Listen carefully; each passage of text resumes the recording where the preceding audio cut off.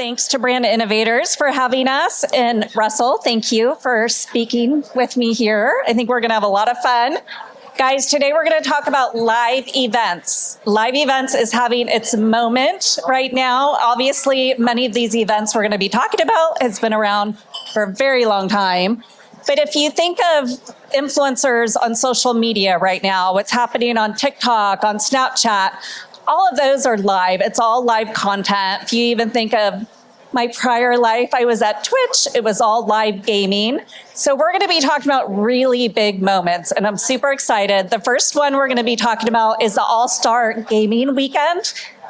Show of hands. Did anyone see that 3 weeks ago?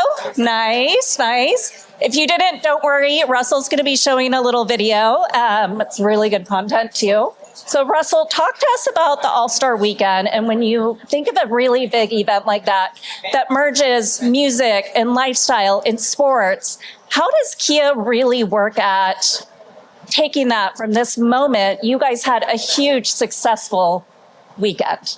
So talk to us about kind of your strategy and when you think of doing a big event like that. Sure. So before we play the video, for those of you that watch basketball, NBA fans, and if you're not an NBA fan, a billion people saw what we're about to show you. And I want to tell you a little bit of the story, but it's not just about a game. It's about an activation at the NBA. It's about telling the story out on social channels for those that can't be in San Francisco where it was held. But for those of you that hadn't seen the All-Star Game or the dunk contest, let me just play this one little video, if you don't mind, of a gentleman jumping over a car. So basically what happened is Mac McClung was the two-time defending champ of the dunk contest, right? And he was asked to come back to defend his title to try to be a three-peat. And he was thinking, what can I do to have a good chance? And he thought back about 11 years ago when Blake Griffith jumped over a Kia Optima. And he said, I can do that, but I got to do it better. So we got a call from his team, and he had been practicing with his friend's car. And he goes, okay, I can jump over, but I'm not going over the hood. I'm going over the roof. Little taller. Matt McClung is 6'2". Blake Griffith is 6'9". So first he's shorter. Second he's going higher. And he did it on his first try. So the conversation that we're having with him is, well, we're in the process right now of trying to sell our SUVs. Can you jump over one of our SUVs? And he goes, not a chance. So it's like, okay, how about, let's go the K5. It replaces the Optima. It's a similar looking car to what Blake did. He goes, I love it. Let's do it.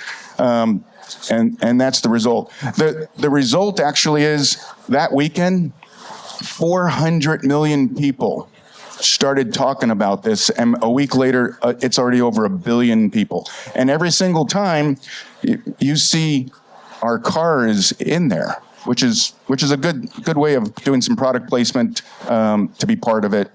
And again, we've been with the NBA and WNBA, by the way, for anyone that is just discovering that league. We've been with them for more than 5 years. They're just getting their time. And we partner with a lot of teams around here, including San Antonio, down south, etc. But the NBA fan is socially engaged, and they care about live moments. So that was pretty impressive. We were excited about that. I'm 5'1". I wonder how I would do with that, but I would love to try. Hope dreams. Okay, so let's talk about another huge event, Super Bowl. So Kia also has memorable moments through Super Bowl, through years and years. Some would say maybe Super Bowl's a little crowded. How does Kia do such another successful job at such a big event? So before I talk about Kia Squares, so Super Bowl, everyone's coming up here talking about Super Bowl, and it's somebody said 130 million people, in one moment, right? I've always had the philosophy that either you need to tell a launch product story, you need to tell a brand story, or you need to tell something of what your brand stands for. So a year ago, we were launching the EV9, and that product was what we put in our Super Bowl ad. We only sell about 20,000 EV9s. You don't spend millions of dollars in a Super Bowl ad to sell 20,000 cars. You spend millions of dollars in Super Bowl to tell them, if you were ever thinking about an electric vehicle, consider our brand. So that we did that last year. This year, we didn't have a launch, so we still want to be part of the conversation. So instead, we did something that 25 million people every year do. And they are part of some sort of squares contest, right? You fill in your squares, you draw the numbers left and right. At the end of each quarter is a winner. And if you hit the thing.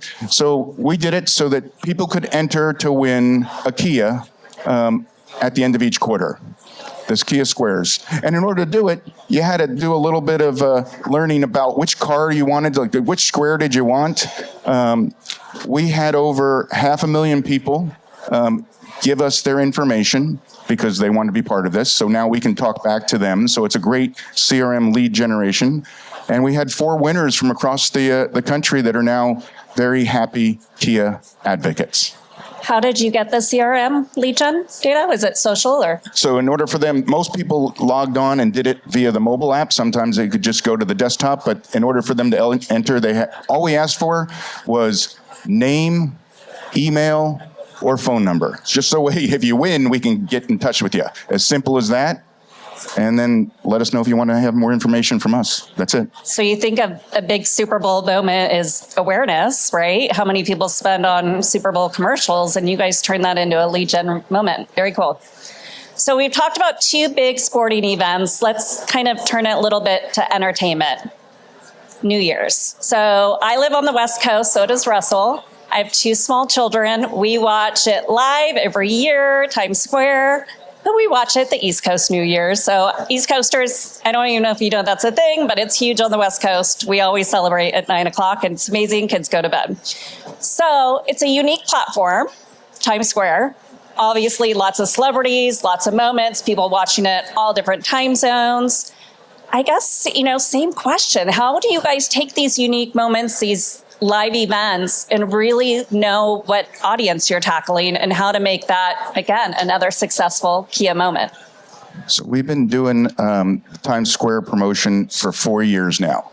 And each year we learn something new. And again, same thing. You do Times Square because you're going to reach over 100 million people worldwide. We do sell cars outside the U.S., so I give my other counterparts a little benefit. But everybody is watching that countdown no matter where you are, whether you are in Sydney, Australia, Paris, France, New York, L.A., you're trying to see that little moment, at least, at the minimum, right? So that's always been our challenge. We try to use it to talk about a new vehicle. This year, we wanted to do something in the world we're in right now. There's a little divisiveness, and we wanted it to be the start of the hopes and dreams of everyone for the next year, that it was going to be better for them. No matter what their better was, it was going to be better. So we decided to find a couple that was going to propose. Now, in this instance, the gentleman knew he was going to propose. The woman did not. And we flew them out under the guise that they won some sort of contest. And if you maybe hit the thing while I'm talking, and we put them in Times Square next to our EV9 display. And at the minute before the ball started to drop, it started talking about Garrett and Haley. And it said, for an electrifying moment, will you marry me, Haley? To 100 million people. So as a marketer, you have to plan for plan B always, right? Just in case. And I had everybody from my team and my partners saying, oh, she's going to say yes. And I'm like, I get that. And if she doesn't, because this is live, what are we doing? And so we had one sign that they held up, because everyone is looking at this. No one sees sound. We didn't have sound around it. One sign that said, she said yes. And the backup sign was, she's still thinking about it. Thank goodness we didn't have to do that one. And again, we captured it and put it out on social channels again. And it was a great way to start the year talking about a positive story that we happen to help bring to life. What's next for Kia in the live event space? Oh, geez. So let's talk about two things. One, we're in South by, so there's gaming, right? So we're a partner with the NBA, which is great. But there was this audience that we hadn't been part of. So I think you go to the next slide. The whole esports thing. So esports, you guys know better than we did. It's not the 18-year-olds playing Pac-Man. It is people that are 25 to 45, engaged fully, and half of them do not watch NBA, Major League Baseball, NFL. So we were missing a huge audience. And we started to try to figure out how we could do something. We partnered with Riot Games and League of Legends and a couple of teams. And the big sells, so I've heard a couple people come up here talking about, well, how do you get your CFO to do gaming? Well, you tell them that 1 out of every 4 of these people are going to buy a car in the next 12 months. So that's why we're now in gaming. So that's one thing that we did. The last thing I would say is, we talk about what a brand stands for, right? So we sell cars. We want you to buy cars. We can have that conversation at any point afterwards. But we also have to tell you what you stand for, what we do in the community. So if you go one more slide, I think, one more. So Ocean Cleanup. So we now partner with Ocean Cleanup. It's a global organization that is trying to clean up all of the plastic and trash and debris that's in the ocean. There is the Great Plastic Ocean Patch just off the Pacific coast towards Hawaii that is bigger than the state of Texas, floating out there. And we are working with them to fund this operation, and we are buying the plastic from them and recycling it and putting it into our cars. So right now, if you buy an EV9 electric vehicle, the seats are made with recycled PET bottles. If you're buying our K4, the roof liner is made with some recycled elements. So we are trying to make it so that it's not about just collecting it. It's like, what do you do with all that afterwards? We're trying to help reuse. So that's something that we stand for, is a sustainability, making it so that there is a better world for our kids in the future. That's amazing. I didn't know that. That was, yeah. High five to that. Yes. Good job, Kia. So I know my family, we drive a hybrid, or I drive a hybrid, 2 kids, total mommobile. My husband drives an EV.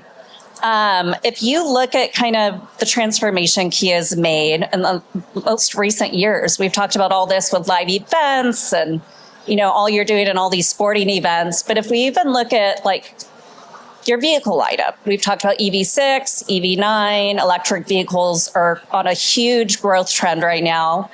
Where do you think is, like, what's driving that force of you guys changing strategies and then really like behind your marketing strategy that you and your team are leading? What do you think's kind of really leading that?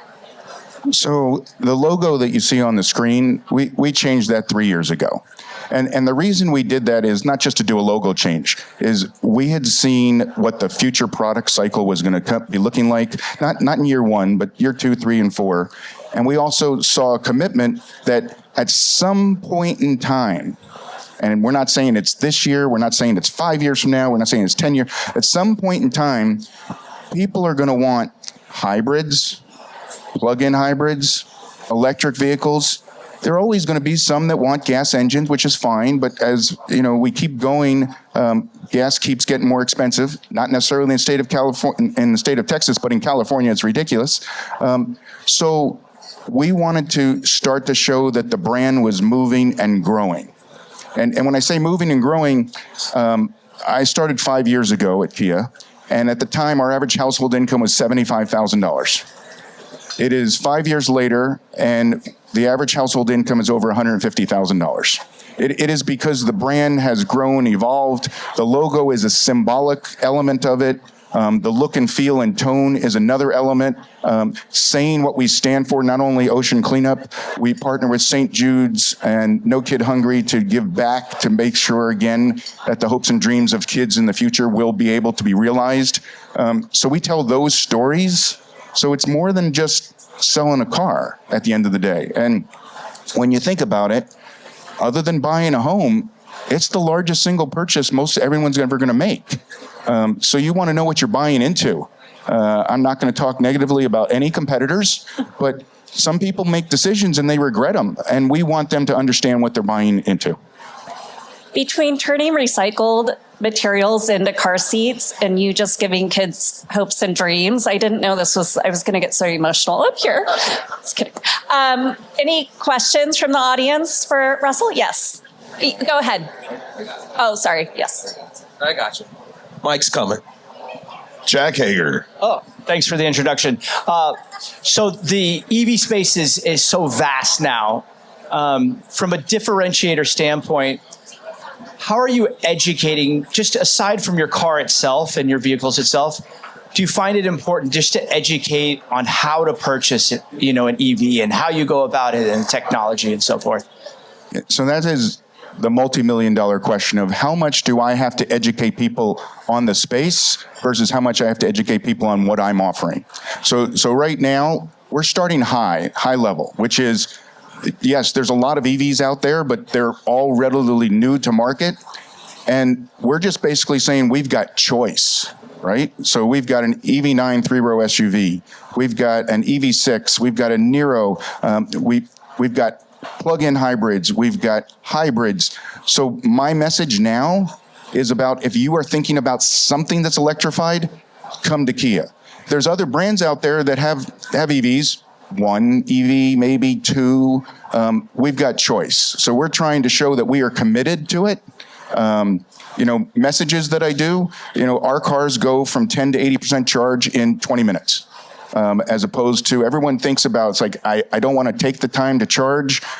If you think about the last time any of you went and filled up your gas tank and went into the convenience store to get something, and you time it, it's probably about 10 minutes. So we're doing it 10 extra minutes, not a big deal. So that's one story that I have to tell. In this day and age, EVs, to a certain extent, have been a little political, depending on where you live. We're not getting involved in that. What we are basically saying, you want a gas engine, we make plenty of those. You want a hybrid, you don't want to plug anything in, and you just want to make sure that at times I get some efficiency, great, we got hybrids. You want a plug-in hybrid, and the biggest thing with a plug-in hybrid that no one realizes, which is really difficult to explain, is, so our hybrid gets 30-mile range, and somebody goes, why do I want an EV with 30-mile range? Well, the reason you want it is because the average consumer is driving less than 25 miles in a commute. So if you plug in at home, drive to your office, plug in at your office, drive home, you will never turn on your gas engine Monday through Friday. And then on Saturday and Sunday, when you go for the road trip, whether it's going from here to Dallas or wherever, the gas engine kicks in. And that's a story that I have to tell. So it's a little bit of both. The other thing I would add for you, Russell, when Russell and I talked previously, he mentioned all the insights you guys have done and what you listened to your audience base. So I think that was a piece of it. You asked about education. I think they are listening to their Kia buyers and other auto purchasers on what they want to see. And that's really, I think, coming out in your brand messaging too and your education. Any other questions? Hey, Russell, Les Harrison here with Outfront. Good to see you again. Appreciate that partnership. You mentioned live events. Nothing's bigger than the World Cup next summer. Can you give us a peek as to what Kia is looking to do during the biggest stage in the world? So timing is perfect for that question because on Friday, I flew down from Dallas, where I was up there all week for a FIFA workshop with 700 people, partners all over the world with FIFA, discussing what we're all going to do. And the first thing that it just hit me on the scale of it, of think about putting on 3 Super Bowls a day for 39 days. That's what the World Cup is going to be in North America. 11 venues in the U.S., 3 in Mexico, or 3 in Canada, 2 in Mexico, 16 venues. They're adding more teams, right? So they're letting more countries participate. It's going to be unprecedented. So what we're trying to figure out is we can't be in every single venue and we can't activate everywhere. So we're back to what do we do socially? Which markets are the most important that we want to be in? We know certain things ultimately as far as the U.S. will qualify because we're a host country. Canada and Mexico will qualify, so we don't have to worry about that. But you won't find out the other ones until the draw that goes on at the end of the year.